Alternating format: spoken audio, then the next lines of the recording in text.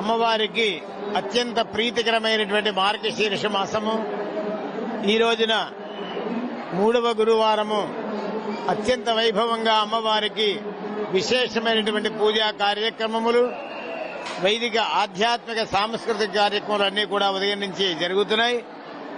చతుర్వేద పారాయణ, మహాలక్ష్మి హోమము, శ్రీచక్రార్చన, శ్రీ సూక్త హవనము,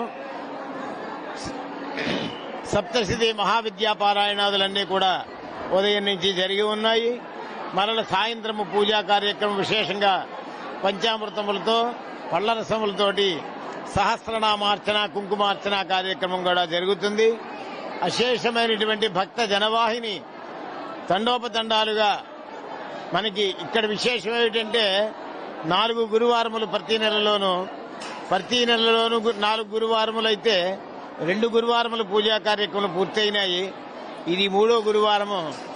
అందరికీ ప్రత్యేకత 3వ గురువారం నాడు అమ్మవారిని దర్శించుకుంటే చాలా ప్రత్యేక విశేషము అనేటువంటి ఒక నానుడి, ఒక అనుభవము, ఒక సాంప్రదాయము. అటువంటి రోజున చక్కగా వైభవంగా అన్ని కార్యక్రమాలు జరుగుతున్నాయి. అందరూ కూడా అమ్మవారిని వచ్చి దర్శనం చేసుకుని పూజా కార్యక్రమం స్వయంభూ క్షేత్రము కనుక స్వయంగా మనం పూజలో పాల్గొని అమ్మవారి యొక్క అనుగ్రహం పొందుతారని కోరుతున్నాం. అమ్మవారు అందరికీ కూడా ఆయురారోగ్య ఐశ్వర్యాలు ప్రసాదించాలని అమ్మవారిని ప్రార్థన చేస్తూ శుభం.